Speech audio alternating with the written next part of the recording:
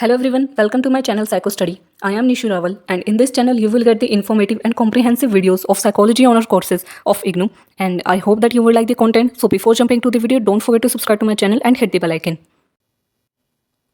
Hello everyone, welcome back to my channel. तो इस video में हम बीपीसीसी 105 की यूनिट 6 को स्टार्ट करेंगे, पॉपुलेशन एंड सैम्पलिंग के सेकंड पार्ट को।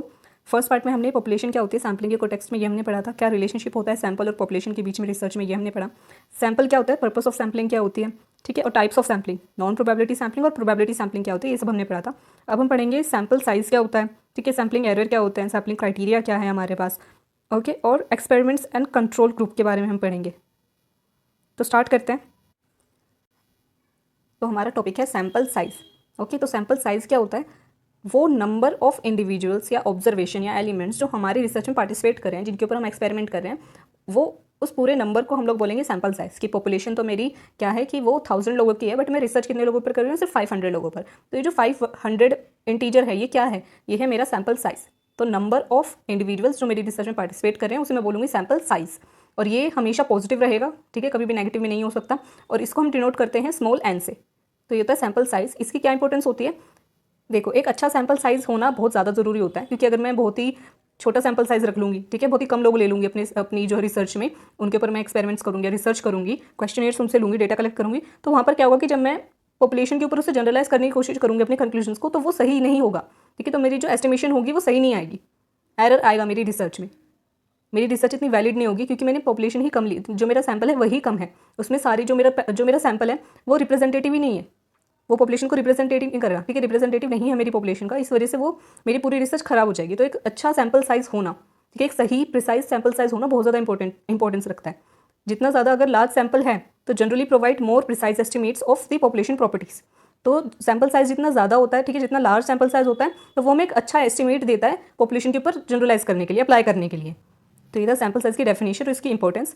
अब हम कैसे डिटरमाइन करते हैं सैम्पल साइज़ को, इसके अंदर जो सब टॉपिक है वो है डिटरमाइनिंग द सैम्पल साइज़। तो हम कैसे डिटरमाइन करते हैं अपने सैम्पल साइज़ को, फर्स्ट है इसमें रिसर्च नीड्स। सबसे पहले हम ये देखते हैं कि हमारा गोल क्या है, ठीक है, हमारी कंडीशंस क्या है, हमारा गोल क्या है, क्या पर्पस है हमारी रिसर्च को, उसके ऊपर डिपेंड करता है कि मेरा सैम्पल साइज़ क्या होगा, ठीक है। तो पहले हमें अपना गोल देखना है कि हमारा गोल क्या है, हमें किन के ऊपर रिसर्च करनी है, उसी के अकॉर्डिंग हमारा सैम्पल साइज़ हमें डिसाइड करना है। For example, if studying ear problems in school children, the researcher must decide how many children to include.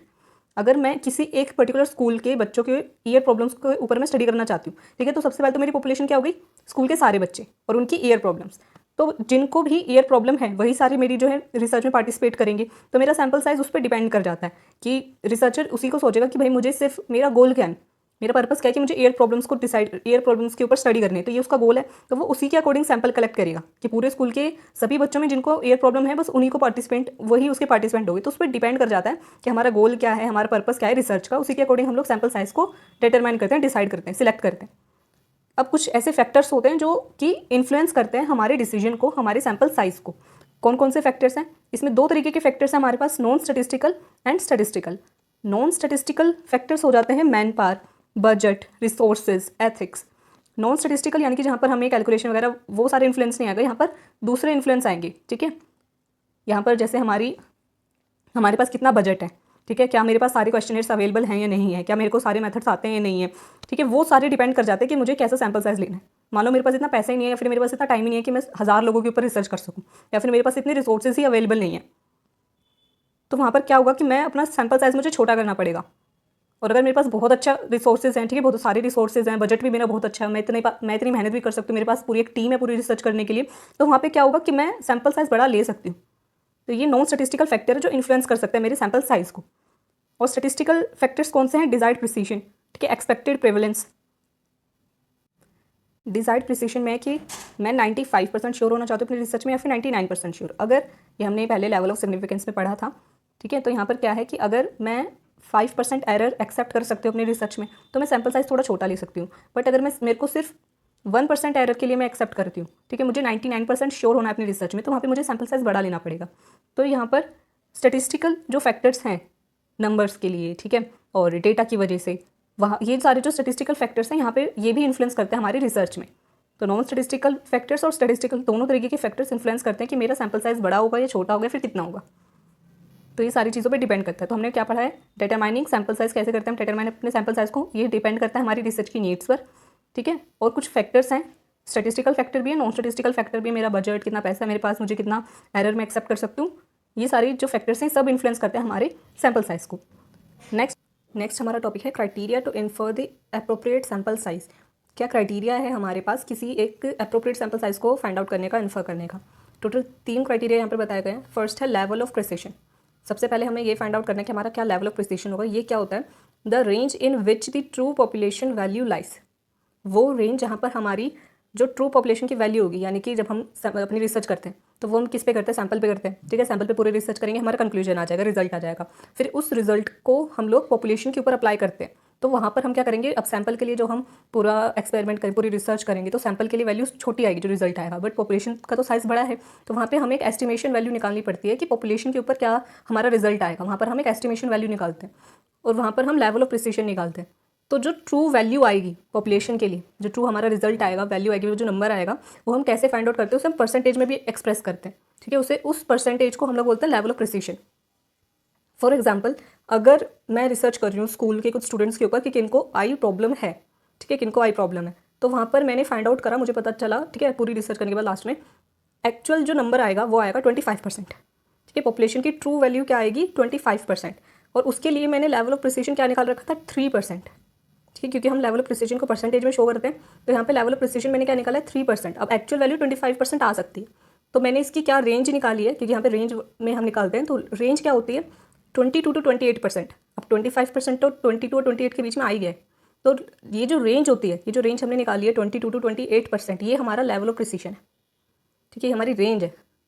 तो लेवल ऑफ प्रिसिशन क्या होता है? The range in which true population value lies. वो range जहाँ पर true population value जिसमें आ सकती है, लाए कर सकती है, उसे हम लेवल ऑफ प्रिसिशन बोलते हैं, कहते हैं। और ये हमें फाइंड आउट करना पड़ता है पहले से कि हम 3% का लेवल ऑफ प्रिसिशन लेंगे या 5% का लेंगे, कितना लेंगे। ये जब हम रिसर्च करते हैं उस पर, जब हम रिसर्च करते हैं उससे हमें पता चलता है कि ट्रू पॉपुलेशन वैल्यू कितने पे आ सकती है। तो ये हमें फाइंड आउट करना है, लेवल ऑफ प्रिसिशन। सेकंड है कॉन्फिडेंस लेवल। कॉन्फिडेंस लेवल हमने पहले भी पढ़ा है कि हम या तो 95% कॉन्फिडेंस होता है अपनी रिसर्च को लेकर के, या फिर 99% कॉन्फिडेंस होता है। मेनली हम यही 2 वैल्यूज़ यूज़ करते हैं, तो ये हमें कॉन्फिडेंस वैल्यू अपना डिसाइड करना पड़ता है कि हम 99% श्योर होंगे या फिर 95%, यानी कि हम 5% का एरर एक्सेप्ट करते हैं अपनी रिसर्च में या फिर 1% का एरर, ये हमें डिसाइड करना है। थर्ड है degree of variability. Degree of variability का मतलब है कि हमारी जो पॉपुलेशन है, जो हमारी टारगेट पॉपुलेशन है, उसमें कितनी डाइवर्सिटी है। डाइवर्सिटी मीन्स पॉपुलेशन में क्या हो गया, मान लो कि मैं अपनी पॉपुलेशन ले रही हूँ, वुमेन्स के ऊपर मैं रिसर्च करना चाह रही हूँ, तो उसमें कितनी डाइवर्सिटी हो गई? सिर्फ वुमेन्स ही हैं, सारी वुमेन्स है, तो उसमें डिफरेंसेस कम हो गए। बट अगर मैं रिसर्च कर रही हूँ एक सिटी के सभी लोगों के ऊपर, ठीक है, दिल्ली के सभी लोगों के ऊपर, तो उसमें मेल्स भी आ गए, ठीक है, फीमेल्स भी आ गई, बच्चे भी आ गए, एडोलसेंट्स आ गए, ठीक है, अडल्ट्स आ गए, और 60+ एज के जितने लोग हैं वो सब भी आ गए, उसमें फिर LGBT कम्युनिटी भी आ गई, बहुत सारे डिफरेंसेस आ गए, ठीक है। तो क्या है, डाइवर्सिटी बहुत ज़्यादा है मेरी पॉपुलेशन में, तो उस हिसाब से मुझे क्या करना पड़ेगा? अपना लार्ज सैम्पल साइज लेना पड़ेगा ताकि एक्यूरेट रिजल्ट्स आ सके। बट अगर मेरी पॉपुलेशन में ही डाइवर्सिटी बहुत कम है, कि मैंने सिर्फ एडोलेसेंट्स के ऊपर रिसर्च करी है, उसमें भी सिर्फ वुमेन एडोलेसेंट्स के ऊपर मैंने रिसर्च करनी है, तो मेरी पॉपुलेशन क्या हो गई? सिर्फ और सिर्फ वुमेन एडोलेसेंट्स, तो वहाँ पर डाइवर्सिटी बहुत कम हो गई। तो मैं उस सिचुएशन में मैं छोटा सैम्पल साइज भी कंसिडर कर सकती हूँ, ले सकती हूँ। बट जब डाइवर्सिटी बहुत ज़्यादा है, वेरिएबिलिटी बहुत ज़्यादा है, तो वहाँ पर मैं क्या करूँगी कि लार्ज सैम्पल साइज ही मुझे लेना पड़ेगा ताकि एक्यूरेट रिजल्ट्स आ सके। तो ये थी 3 क्राइटेरिया मेनली जो हमें ध्यान में रखने हैं एक एप्रोप्रिएट सैम्पल साइज इन्फर करते हुए। First, level of precision, confidence level, degree of variability, ये 3। और क्या अप्रोचेस हैं एक सैम्पल साइज को डिटरमाइन करने की? पहली है पब्लिश्ड टेबल्स। हमारे पास जो स्टैंडर्डाइज टेबल्स पहले से प्रोवाइडेड हैं, हम उसका यूज़ कर सकते हैं सैम्पल साइज फाइंड आउट करने के लिए कि हमें क्या, हमारी ये पॉपुलेशन का साइज़ है तो इसके अकॉर्डिंग क्या सैम्पल साइज हो सकता है, वो हम कंसीडर कर सकते हैं। सेकंड, कंसेंसस, यानी कि पूरी ही पॉपुलेशन के ऊपर आप रिसर्च कर दो। अगर आपका सैम्पल साइज बहुत छोटा है तो वहाँ पर आप सैम्पल ना निकालने की जगह आप जो है वहाँ पर पूरी पॉपुलेशन के ऊपर ही रिसर्च कर दो। लास्ट है थर्ड, फॉर्मूलाज। हमारे पास कुछ फॉर्मूलाज होते हैं सैम्पल साइज निकालने के लिए कि हमारे पास इतनी पॉपुलेशन है, तो हम पूरा वो जो स्टैटिस्टिकल फॉर्मूला है उसको यूज़ करते हैं अपना सैम्पल साइज कैलकुलेट करने के लिए। तो ये था criteria to infer the appropriate sample size. Third हमारा टॉपिक है सैम्पलिंग एरर। सैम्पलिंग एरर क्या होता है? डेफिनेशन है इसकी, sampling error is the difference between the sample straits and the total population straits. Sampling error का मतलब होता है कि हमने हमारी जो पॉपुलेशन ली है, ठीक है, उसके जो कैरेक्टरिस्टिक्स हैं और हमारे सैम्पल के जो कैरेक्टरिस्टिक्स हैं दोनों डिफरेंट है। कि मैंने अपनी पॉपुलेशन में क्या लिए हैं, सारे मेल्स भी हैं, फीमेल्स भी हैं, एडोलेसेंट्स भी हैं, अडल्ट्स भी हैं, ठीक है, सब है। बट मैंने सैम्पल क्या लिया है? सिर्फ एडोलेसेंट्स का, ठीक है, उसमें अडल्ट्स नहीं है, और जो सैम्पल है उसमें मेल्स ज़्यादा हैं, फीमेल्स कम है। इस तरीके का मेरा सैम्पल है, तो मेरे पॉपुलेशन के जो ट्रेड्स थे और सैम्पल के जो ट्रेड्स थे दोनों डिफरेंट है, दोनों एक जैसे नहीं है। तो मेरा जो सैंपल है वो एक अप्रोप्रिएट रिप्रेजेंटेटिव नहीं है मेरी पॉपुलेशन का, तो ये हो जाता है, यहाँ पर आ जाता है हमारा सैम्पलिंग एरर। अब ये सैम्पलिंग एरर क्यों आता है, किस तरीके से हम इसे एलिमिनेट कर सकते हैं, ये हम पढ़ते हैं। वाई डज दिस एरर ओकर, कि ये एरर आता क्यों है। Individual differences even with in the same population participants can have individual differences. अगर हमारे जो ह्यूमंस हैं हम लोग, ठीक है, हम सब में इंडिविजुअल डिफरेंसेस होते हैं, चाहे हम कितना ही कर लें कि हाँ ये सिमिलर कैरेक्टरिस्टिक्स हैं, बट कुछ ना कुछ डिफरेंसेस आएंगे। एक तो ये एक रीज़न हो जाता है इंडिविजुअल डिफरेंसेस, हमारी जो सैम्पल जो हमारा सैंपल है उसमें एरर आने का, ठीक है, सैम्पलिंग में एरर आने का एक क्या रीज़न हो गया, इंडिविजुअल डिफरेंसेस। सेकेंड है सबसेट इशू। सबसेट इशू क्या है, since a sample is just a part of the total population it might not perfectly match the population. Subset issue यानी कि जो हमारा सैंपल है, ठीक है, वो बेशक पूरी पॉपुलेशन से ही हमने उठाया है, बट फिर भी वो हमारी पॉपुलेशन से मैच नहीं कर पा रहा। हमने जबकि पॉपुलेशन से ही लिया है, पूरी हमने प्रोबेबिलिटी सैम्पलिंग का यूज़ करा है, बट स्टिल वहाँ पर क्या हुआ है, कुछ ना कुछ डिफरेंसेस आ रहे हैं और वो हमारी पॉपुलेशन को मैच नहीं कर पा रहा। एक ये डिफरेंस होता है, वहाँ पर हम कह सकते हैं कि हमारी जो रिसर्च है उसमें सैम्पलिंग एरर आया है। थर्ड, सैम्पलिंग बायस। अगर मैंने नॉन प्रोबेबिलिटी सैम्पलिंग का यूज़ करा है, ठीक है, और वहाँ पे मैंने जो भी मेरे रिलेटिव्स थे, ठीक है, जल्दी करने के चक्कर में मैंने क्या करा कि जो मेरे को मिल रहे थे, जितने भी लोग जो मेरे रिसर्च में पार्टिसिपेट करना चाह रहे थे, मैंने सबसे फॉर्म अपना फिल करवा लिया। तो और या फिर जो मुझे जिन लोगों को मैं जानती थी सिर्फ उन्हीं से मैंने फॉर्म फिल करवा लिया, तो वहाँ पर मेरी बाइसनेस आ गई। तो इस वजह से भी वहाँ पर क्या आ जाता है हमारा एरर, सैम्पलिंग एरर। लास्ट है goal. Researchers aim to get a sample that is unbiased and represents the whole population to minimise sampling error. तो अब तक हमने जो ऊपर तीन अपने जो रीजंस पढ़े हैं, individual differences, subset issue, sampling bias, ये तो है कॉजेज जिनकी वजह से एरर आ सकता है, ठीक है। और लास्ट है ये हमारा गोल, कि हमारी रिसर्च का गोल क्या होना चाहिए, कि हम अनबायस तरीके से रिसर्च को, सैंपल को कलेक्ट करें, उनसे डेटा कलेक्ट करें, ताकि जो सैम्पलिंग एरर है वो कम हो सके और वो हमारी पूरी पॉपुलेशन को रिप्रेजेंट करते हों, सिमिलर ट्रेड्स हों दोनों के, ये हमारा गोल होना चाहिए। जबकि इंडिविजुअल डिफरेंसेस की वजह से, सबसेट इशू की वजह से और सैम्पलिंग बायस की वजह से क्या हो जाता है कि हमारे पास जो हमारी सैम्पलिंग में एरर आता है। अब नेक्स्ट है ways to eliminate sampling error. क्या क्या वेज हम लोग यूज़ कर सकते हैं एरर को एलिमिनेट करने के लिए। फर्स्ट है टेस्टिंग इंटायर पॉपुलेशन। अगर पॉसिबल हो सके, अगर आपकी पॉपुलेशन का साइज थोड़ा छोटा है तो आप कोशिश करें कि आप पूरी पॉपुलेशन पे रिसर्च करते, सैम्पलिंग निकालें ही ना, ठीक है, सैंपल का यूज़ ही ना करें। तो वहाँ पर क्या होगा, ये वैसे इम्प्रैक्टिकल है क्योंकि मोस्टली सैंपल जो पॉपुलेशन का साइज होता है वो काफ़ी ज़्यादा बड़ा होता है और वहाँ पे पूरी पॉपुलेशन के ऊपर रिसर्च करना मुश्किल हो जाता है। जब तो हम लोग सैम्पलिंग टेक्निक्स का यूज़ करते हैं, सैंपल निकालते हैं। बट अगर पॉसिबल हो सके, जैसे अगर मेरी जो रिसर्च है वो सिर्फ किसी एक पर्टिकुलर स्कूल के ऊपर है, ठीक है, उसी स्कूल के स्टूडेंट्स के ऊपर है और उस स्कूल में जो स्टूडेंट्स हैं वो टोटल 500 है, तो एक बार को पॉसिबल हो सकता है कि मैं पूरे स्कूल के जितने स्टूडेंट्स हैं सबके ऊपर रिसर्च कर सकूँ। तो ऐसी सिचुएशन में आप पूरी पॉपुलेशन के ऊपर रिसर्च कर सकते हैं। वहाँ पर एक चांस हो जाएगा कि आपका कोई सैम्पलिंग एरर नहीं आएगा, एलिमिनेट होगा आपका सैम्पलिंग एरर। सेकेंड है मिनिमाइजिंग एरर। अगर ऐसी सिचुएशन होती है कि आप लोग नहीं कर सकते पूरी पॉपुलेशन के ऊपर रिसर्च, तो वहाँ पर आप एरर को मिनिमाइज करने के लिए क्या कर सकते हैं, जब आप सैंपल लें तो सैंपल का साइज़ थोड़ा सा बढ़ा लें, ठीक है, लार्ज सैंपल साइज़ लें और प्रोबेबिलिटी सैम्पलिंग का यूज़ करें ताकि सैम्पलिंग एरर रिड्यूस हो सके। तो ये था सैम्पलिंग एरर, और ये सैम्पलिंग एरर क्यों आता है हमारी रिसर्च में और किस तरीके से हम इसे एलिमिनेट कर सकते हैं। और नेक्स्ट अब हम अपना टॉपिक स्टार्ट करते हैं, सैम्पलिंग क्राइटेरिया। सैम्पलिंग क्राइटेरिया क्या होता है, सैम्पलिंग क्राइटेरिया की डेफिनेशन क्या है, the main characteristics that subjects must have to be part of the sample. Sampling criteria क्या होता है कि कुछ ऐसे मेन कैरेक्टरिस्टिक्स जो आपके सब्जेक्ट्स में, ठीक है, आपके पार्टिसिपेंट्स में होने चाहिए अगर वो हमारे सैंपल में पार्टिसिपेट करना चाहते हैं, तो पार्टिसिपेंट बनना चाहते हैं, तो कुछ मेन कैरेक्टरिस्टिक्स होने चाहिए। जैसे कि अगर मैं एडोलेसेंट्स के ऊपर रिसर्च करी तो उनकी एज जो है 12 to 18 ही होनी चाहिए, ठीक है। अगर मैं फीमेल्स के ऊपर रिसर्च करी तो सिर्फ फीमेल्स ही होनी चाहिए, ठीक है। अगर मैं एज मैंने बना रखी है कि सिर्फ जो कॉलेज स्टूडेंट्स हैं वही मेरी रिसर्च में पार्टिसिपेट करेंगे, तो जितने भी लोग कॉलेज में पढ़ रहे हैं, ठीक है, स्टडीज़ अपनी कंटिन्यू कर रहे हैं, सिर्फ वही लोग मेरी रिसर्च में पार्टिसिपेट कर सकते हैं। तो ये कुछ मैंने कैरेक्टरिस्टिक्स बना दिए हैं, ठीक है, कुछ कोटा सेट कर दिया है, कुछ कैरेक्टरिस्टिक्स मैंने बना दिया, और जो भी इन कैरेक्टरिस्टिक्स को फुलफिल करता है वही मेरी रिसर्च में पार्टिसिपेट कर सकता है। तो ये जो कैरेक्टरिस्टिक्स मैंने बताई, ये क्या है, ये है सैम्पलिंग क्राइटेरिया। जो इस क्राइटेरिया को फुलफिल करेगा वो मेरा सैंपल बन सकता है, ठीक है। ये थी डेफिनेशन सैम्पलिंग क्राइटेरिया की। पर्पस क्या होता है, determined by the research problem और गोल।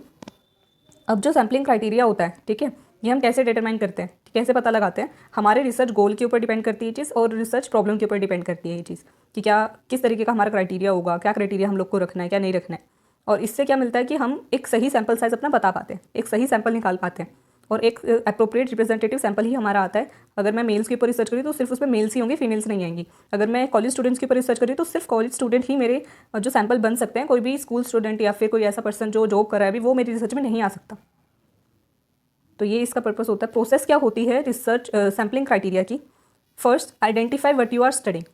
Then decide the necessary characteristics of the subjects. सबसे पहले आपको ये डिसाइड करना पड़ेगा, ये पता करना पड़ेगा कि आपको क्या रिसर्च करना चाह रहे हैं, ठीक है, किस चीज़ को स्टडी करना चाह रहे हो, और उसी के अकॉर्डिंग आपको कुछ कैरेक्टरिस्टिक्स सेट करने पड़ेंगे कि अगर मैं इस चीज़ को स्टडी करना चाह रहा हूँ तो क्या क्या कैरेक्टरिस्टिक्स हो सकते हैं।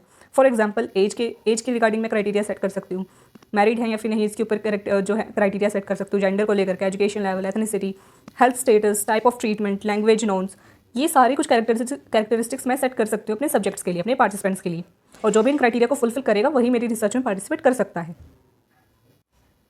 तो ये था सैम्पलिंग क्राइटेरिया। अब इसी में कुछ सैम्पलिंग बायसनेस आ जाती है, ठीक है। नेक्स्ट इसकी सब हेडिंग है सैम्पलिंग बायस। सैम्पलिंग बायसनेस क्या होती है?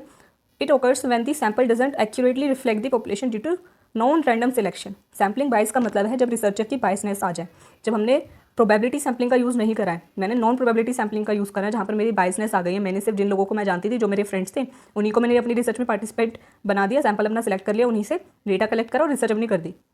तो ये होती है सैम्पलिंग बायसनेस, जहाँ पे जजमेंट्स आ जाती हैं, ठीक है, और मुझे सिर्फ अपने लोगों के ऊपर रिसर्च करनी है, वो आ जाता है। या फिर मैं सिर्फ मेरे को जल्दी जल्दी रिसर्च करनी है, तो जितने लोग पार्टिसिपेट करना चाहते हैं मेरी रिसर्च में, जितने लोग मुझे अवेलेबल हैं मेरे पास, मैंने सबको ले लिया, ज़्यादा दूर में गई नहीं, जितने लोग मेरे आसपास है सबको मैंने रिक्वेस्ट करी कि मेरा रिसर्च फॉर्म फिल कर दो, उन्होंने फिल करा और मेरा काम हो गया। तो वहाँ पर क्या है कि मेरा जो अप्रोप्रिएट सैम्पल नहीं बन पाता, वहाँ वो होती है sampling biasness. For example, if predicting election results the sample must be unbiased, if only a specific group is served the research must be inaccurate, may be inaccurate. जैसे यहाँ पर एग्जाम्पल दिया हुआ है कि अगर मैं इलेक्शंस का रिजल्ट जो है वो प्रिडिक्ट करना चाह रही हूँ, और हमारा जो सैम्पल है वो अनबायस्ड होना चाहिए, बट अगर मैं सिर्फ जो इलेक्शन के रिजल्ट्स हैं या फिर जो सर्वे है वो मैं सिर्फ किसी ही एक स्पेसिफिक ग्रुप के ऊपर कर रहे हैं, तो वहाँ पे जो मेरे रिजल्ट्स होंगे वो इनएक्यूरेट माने जाएंगे। तो यही होता है सैम्पलिंग बायसनेस, कि हम सिर्फ एक ग्रुप को देख रहे हैं या फिर जिनको हम जानते हैं, जिन लोगों को, या फिर जिनसे मैं डेटा कलेक्ट करना चाहती हूँ मेरी मर्जी से, वो होती है सैम्पलिंग बायसनेस। थर्ड पॉइंट है इसमें unbiased sample. Difference between the sample and population should be due to chance, not systematic bias.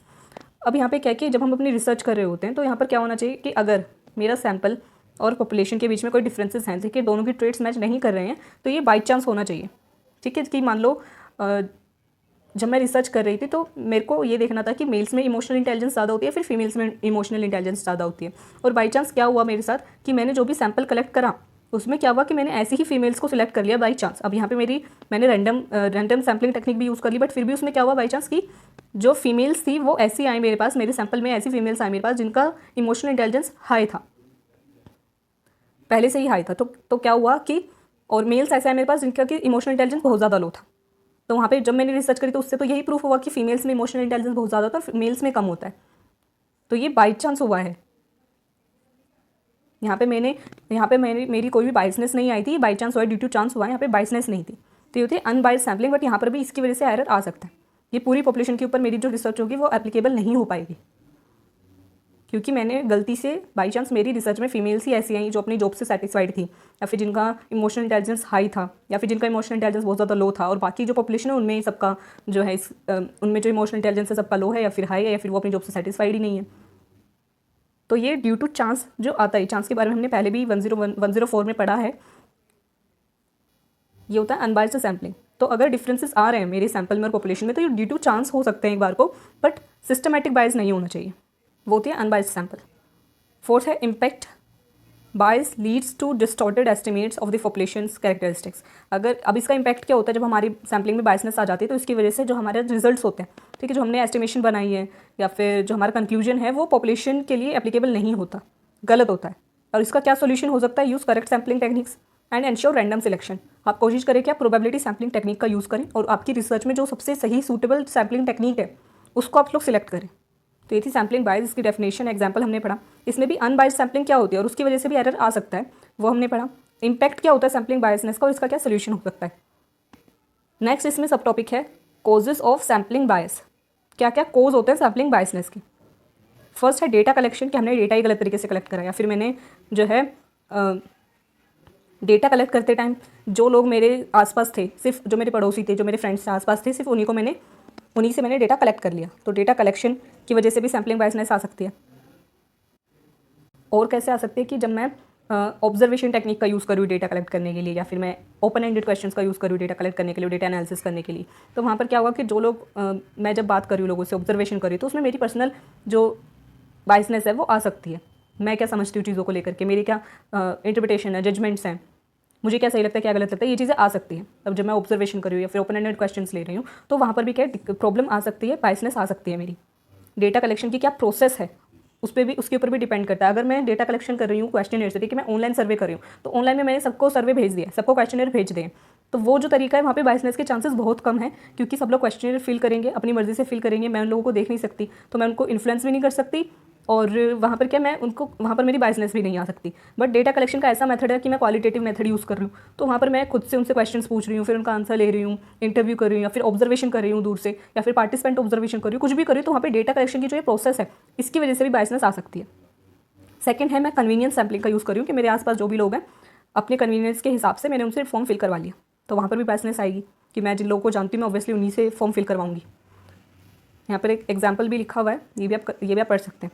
In an opinion poll selecting students from a nearby hostel for convenience can introduce bias, कि मेरे को एक opinion poll मैंने बनाया है, ठीक है, वहाँ पे मेरे को जो ओपिनियन चाहिए उसके लिए मैंने क्या करा कि मैं अपने पास के जो सबसे पास मेरा हॉस्टल था वहीं के जो स्टूडेंट्स थे उन्हीं से मैंने फॉर्म फिल करवा लिया, ठीक है, जो पोल था वो दिया मैंने उनको, उनके ओपिनियंस लिए। तो यहाँ पर क्या है कि यहाँ पे बायसनेस आ सकती है, क्योंकि मैं जिनको जानती हूँ मैंने उन्हीं से फॉर्म फिल करवाया है, फिर उन्हीं से उनके ही ओपिनियंस लिए। तो ये थे कॉजेस सैम्पलिंग बायसनेस के।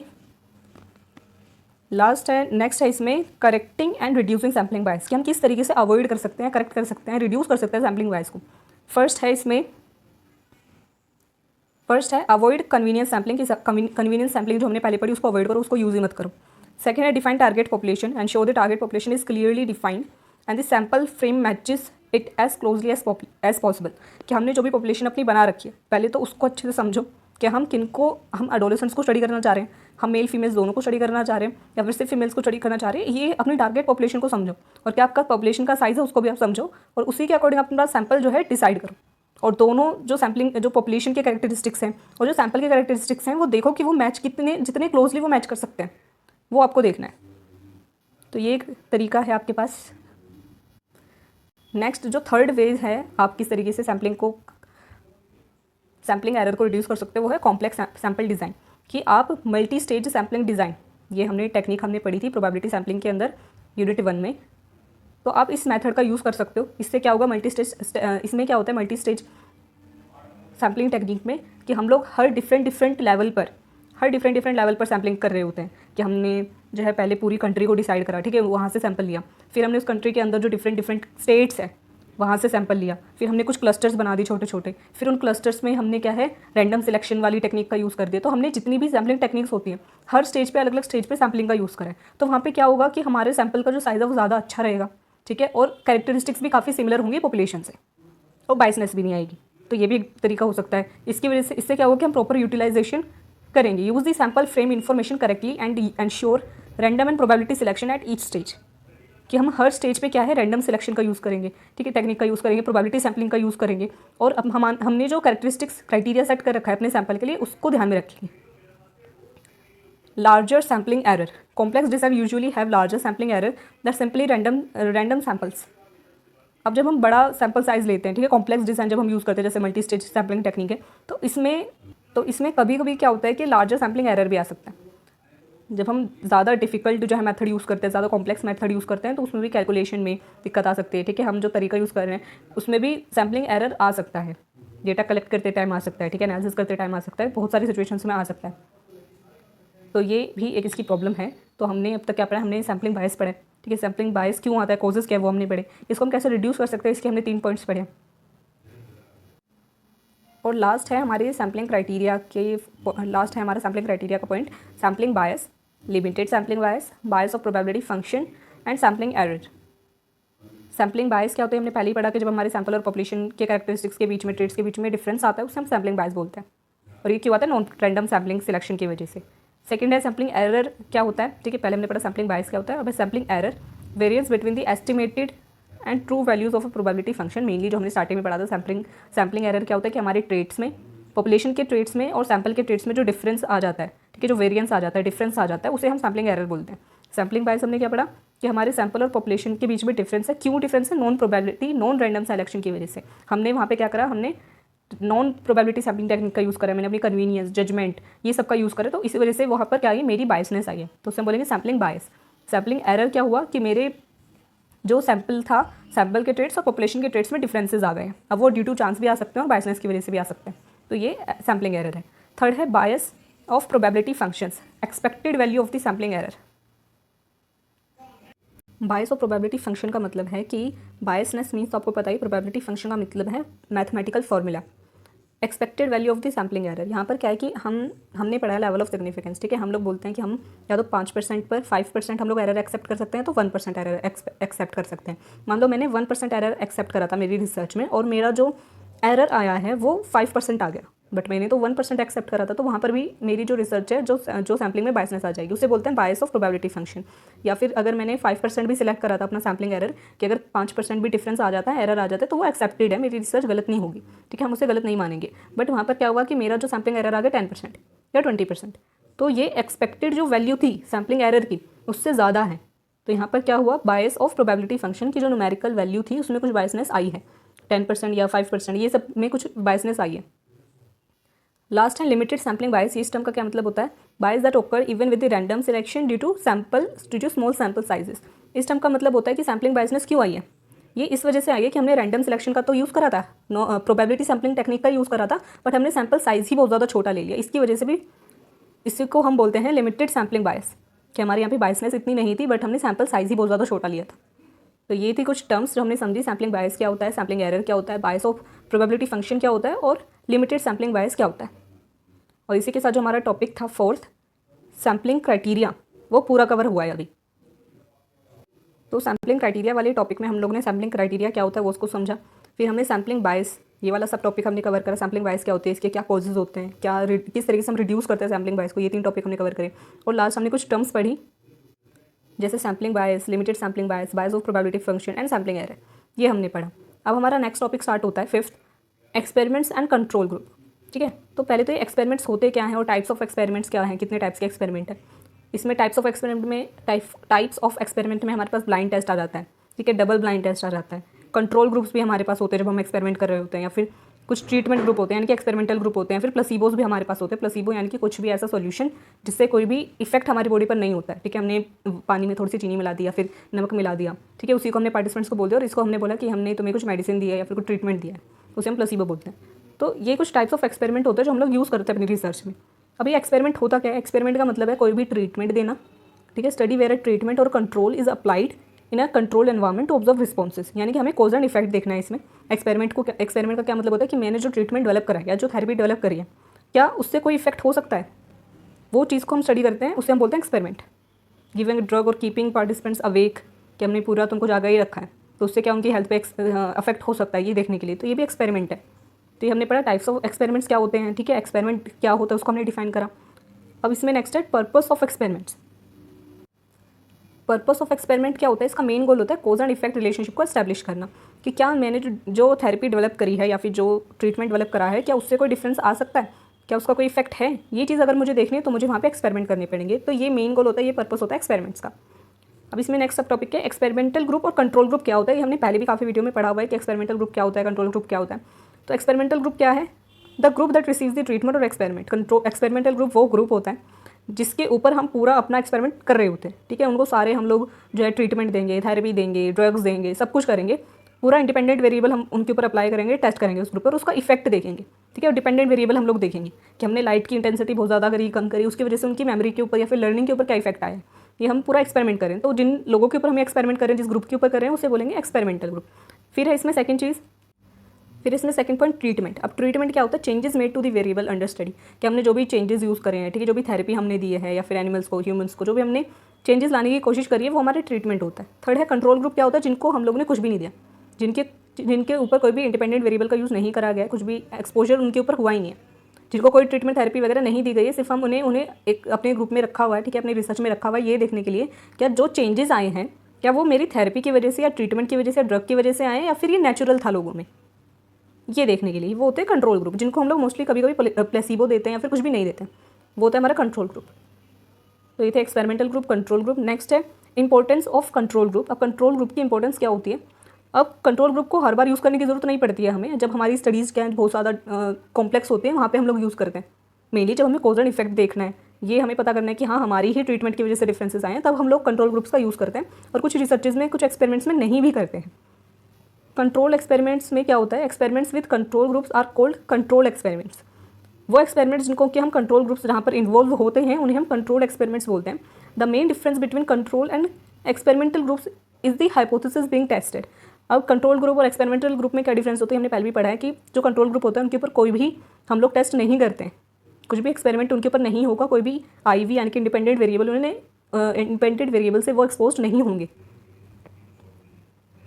ये होता है। और इसकी वजह से क्या होगा कि हम cause and effect relationship establish कर सकते हैं।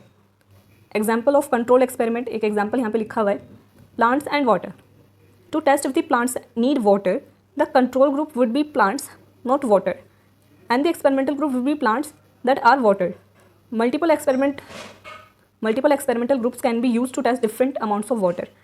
अब इस एग्जाम्पल में क्या है कि हमने प्लांट्स और वाटर के ऊपर हम लोग स्टडी करना चाह रहे हैं, तो इसमें हम लोग क्या करेंगे, एक तो अपना एक्सपेरिमेंटल ग्रुप बनाएंगे जिसमें प्लांट्स होंगे, ठीक है, और प्लांट्स हमारा ग्रुप है और प्लांट्स को हम लोग पानी दे रहे हैं, वो क्या हमारा एक्सपेरिमेंटल ग्रुप। दूसरा वो कंट्रोल ग्रुप जिनको कि पानी नहीं दिया जाएगा, तो वो जाते हैं हमारे कंट्रोल ग्रुप, ताकि हम जो है इंपॉर्टेंस देखें, या फिर कितना, या फिर मल्टीपल ग्रुप्स भी बना सकते हैं, मल्टीपल एक्सपेरिमेंटल ग्रुप बना सकते हैं कि हम अलग अलग अमाउंट ऑफ वाटर इन्हें दे रहे हैं और एक हमारा कंट्रोल ग्रुप होगा जिन्हें कुछ भी नहीं दिया जाएगा। ये होता है, ये हमने एग्जाम्पल पढ़ा कंट्रोल एक्सपेरिमेंट का।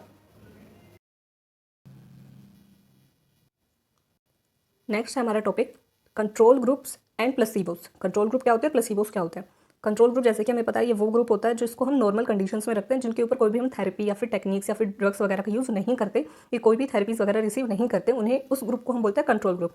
और इसके अपोजिट जो एक्सपेरिमेंटल ग्रुप होता है जिसके जो कि सारी थेरेपी ट्रीटमेंट जिसके ऊपर करे जाते हैं, ठीक है। तो कंट्रोल ग्रुप क्लियर हो गया। फिर है प्लेसिबो। ये प्लेसिबो क्या होता है, एक सब्सटेंस होता है जो कि ट्रीटमेंट में जो भी हम ड्रग वगैरह यूज़ करते हैं उसी के जैसा दिखता है, बट इसके इंग्रेडिएंट्स क्या होते हैं, सोल्ट पील हो गई, ठीक है, या फिर हमने थोड़े से पानी में कुछ शुगर मिला दी या फिर कुछ विटामिन मिला दिए, इसी को हम लोग प्लेसिबो बोलते हैं। यानी कि इसका कोई भी इफेक्ट नहीं होगा हमारे ऊपर, एक प्लेन वाटर जैसा ही होता है ये सिमिलर, बट जो पार्टिसिपेंट्स होते हैं उनको लगता है कि नहीं ये ट्रीटमेंट वाला ही ड्रग है या मेडिसिन है, कोई थेरेपी हमारे पास करी जा रही है, तो वहाँ पर क्या हो जाता है कि उस चीज़ को हम बोलते हैं placebo. Use to ensure that control group has the same expectations as the experimental group. और ये हम इसलिए करते हैं क्योंकि ताकि हमारा जो एक्सपेरिमेंटल ग्रुप है उसको तो हम मेडिसिन दे ही रहे हैं, तो वहाँ पे लोगों के पास एक्सपेक्टेशंस भी हैं, वहाँ पे जो ग्रुप में जितने भी पार्टिसिपेंट्स हैं उनको एक्सपेक्टेशन भी है कि हाँ कुछ चेंजेस होंगे क्योंकि उन्हें कुछ दिया जा रहा है। अब जो हमारा एक्सपेरिमेंटल ग्रुप होता है उसको तो हम लोग ट्रीटमेंट दे रहे होते हैं, तो उनके पास ट्रीटमेंट भी होता है और साथ में उनको एक्सपेक्टेशंस भी होते हैं कि कुछ ना कुछ चेंजेस हमारे अंदर आएंगे।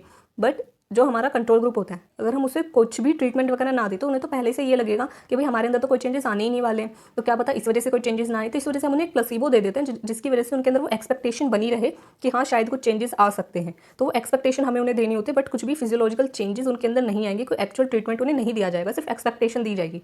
एक्सपेक्टेशन हमारी कंट्रोल ग्रुप और एक्सपेरिमेंटल ग्रुप दोनों को दी जाती है, बट जो ट्रीटमेंट है, ठीक है, जो ट्रीटमेंट है, जो एक्चुअल ड्रग है, वो सिर्फ और सिर्फ कंट्रोल ग्रुप को दिया जाता है। तो ये प्लेसिबो क्या होता है, एक तरीके से सिर्फ ये एक्सपेक्टेशन दी जाती है कंट्रोल ग्रुप को कि भाई शायद तुम्हारे अंदर कोई चेंजेस आ सकते हैं, और इसकी वजह से कोई भी फिजियोलॉजिकल चेंज या कुछ भी चेंज हमारे अंदर नहीं आता है, उसे हम बोलते हैं प्लेसिबो।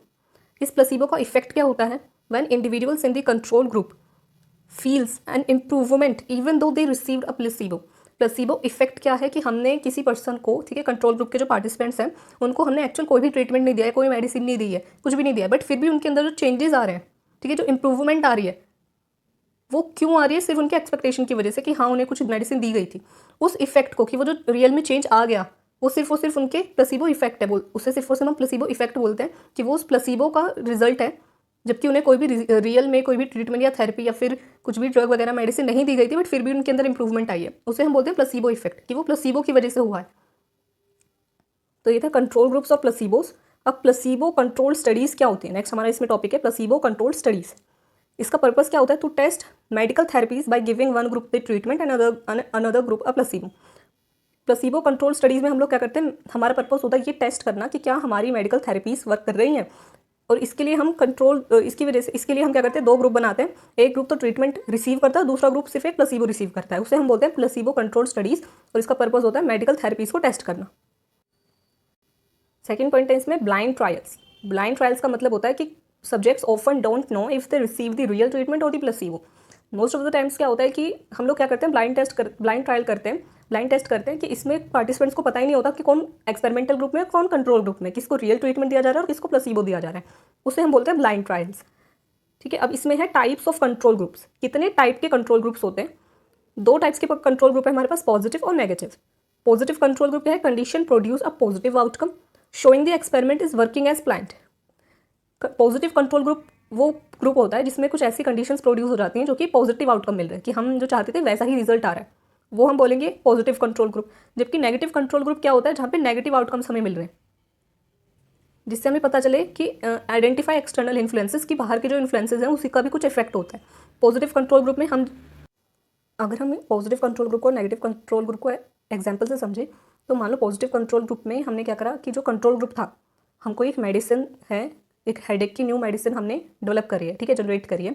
तो वहाँ पे हमने क्या करा कि जो एक्सपेरिमेंटल ग्रुप था उसको तो हमने जो न्यू मेडिसिन हमने डेवलप करी है, हमारी जो नई जनरेट करी हुई मेडिसिन है हेडेक के लिए, वो हमने उनको दिया।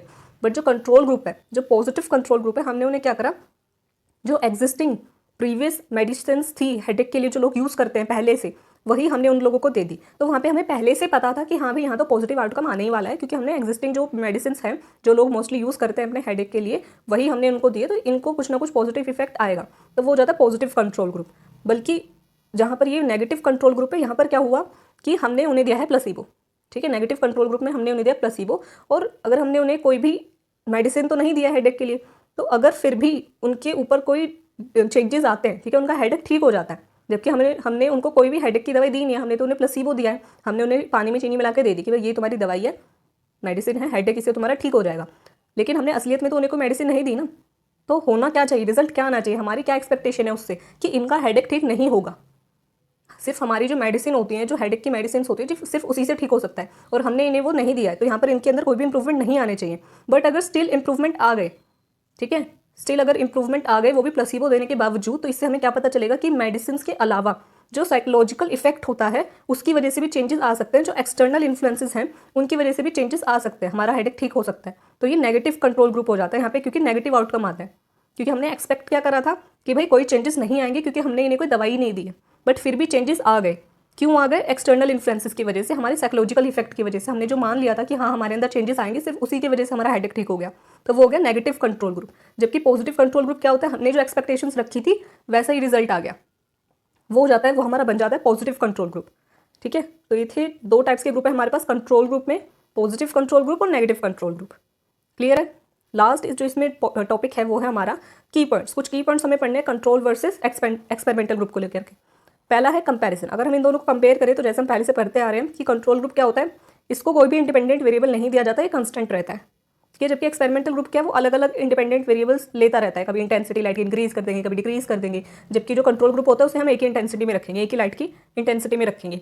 तो ये कंपैरिजन हुआ। मल्टीपल ग्रुप्स, सेकंड पॉइंट है मल्टीपल ग्रुप्स। अब जो एक्सपेरिमेंटल ग्रुप होता है उसके हम मल्टीपल डिविजन्स कर सकते हैं, ठीक है। हमारी एक रिसर्च है उसमें 3-4 एक्सपेरिमेंटल ग्रुप हो सकते हैं, बट कंट्रोल ग्रुप सिर्फ एक ही होगा, ठीक है। हमने एक्सपेरिमेंटल ग्रुप नंबर 1, 2, 3, 4 ऐसे हमारे 4 एक्सपेरिमेंटल ग्रुप हो सकते हैं किसी एक ही रिसर्च में, लेकिन उसी रिसर्च में कंट्रोल ग्रुप सिर्फ एक ही होगा हमारा, ठीक है। तो ये हो गया हमारे एक्सपेरिमेंटल ग्रुप में तो मल्टीपल ग्रुप्स हो सकते हैं, कंट्रोल ग्रुप सिर्फ एक होता है। थर्ड है control experiments design to rule out outside influences placebo in experiments, outside influences. Third control experiments क्या होते हैं, जो हमने पहले से पढ़ा कि जिसमें हम देखते हैं कि क्या हमारे जो हमने मेडिसिन बनाई है, जो ड्रग बनाया है, क्या उसी का ही कोई हमारा उसी की वजह से चेंजेस आते हैं, या फिर आउटसाइड जो इन्फ्लुएंसेस है, जो एक्सटर्नल इन्फ्लुएंसेस है, क्या उसकी वजह से भी चेंजेस आ सकते हैं। वो होता है हमारा कंट्रोल एक्सपेरिमेंट, जिसमें हम ये सब चीज़ें चेक करते हैं। लास्ट है इसमें प्लेसिबो इन एक्सपेरिमेंट्स। हम एक्सपेरिमेंट्स में प्लेसिबो किसे देते हैं, not a replacement. Placebos are use to addition to control groups, not as a replacement. हम प्लेसिबोज का यूज़ क्यों करते हैं अपने एक्सपेरिमेंट में, ये देखने के लिए कि अब जो एक्सपेरिमेंट ग्रुप है, ठीक है, उसको तो हमने कुछ ना कुछ दिया है, ये ट्रीटमेंट दिया है, ठीक है, कुछ ना कुछ दिया है हमने उनको, कोई थेरेपी दी है। बट जो कंट्रोल ग्रुप है उसे भी हमें कुछ ना कुछ देना है, ताकि उन्हें पता चले, उनको ये क्लियर ना हो कि शायद हम कंट्रोल ग्रुप के अंदर है, उन्हें ये चीज़ पता नहीं चलना चाहिए, ठीक है। तो जो कंट्रोल ग्रुप के पार्टिसिपेंट्स होते हैं, जो एक्सपेरिमेंटल ग्रुप के पार्टिसिपेंट्स होते हैं, उन्हें पता ही नहीं होता कि वो कौन से ग्रुप में, उन्हें रियलिटी में कुछ मेडिसिन मिल रही है या फिर सिर्फ एक प्लेसिबो मिल रहा है। तो ये चीज़, इस वजह से हम क्या उन्हें प्लेसिबो देते हैं, ताकि वो एक्सपेक्टेशन दोनों के अंदर बनी रहे। ये कोई रिप्लेसमेंट की तरीके से हम इसको यूज़ नहीं करते हैं, बल्कि हम पार्टिसिपेंट्स को ही ये चीज़ देते हैं, प्लेसिबो देते हैं। तो ये थे हमारे कंट्रोल ग्रुप और एक्सपेरिमेंटल ग्रुप, और इसी के साथ हमारी यूनिट इधर खत्म होती है। आई होप कि वीडियो आपको अच्छी लगी हो। अगर कोई भी आपकी क्वेरी रह जाती है कमेंट सेक्शन में लिख करके बता सकते हैं, फिर टेलीग्राम पर भी मुझसे पूछ सकते हैं। और वीडियो अच्छी लगी तो प्लीज़ वीडियो को लाइक कर देना, चैनल को सब्सक्राइब कर देना, ज़्यादा से ज़्यादा अपने फ्रेंड के साथ शेयर कर देना, और मिलते हैं नेक्स्ट वीडियो में।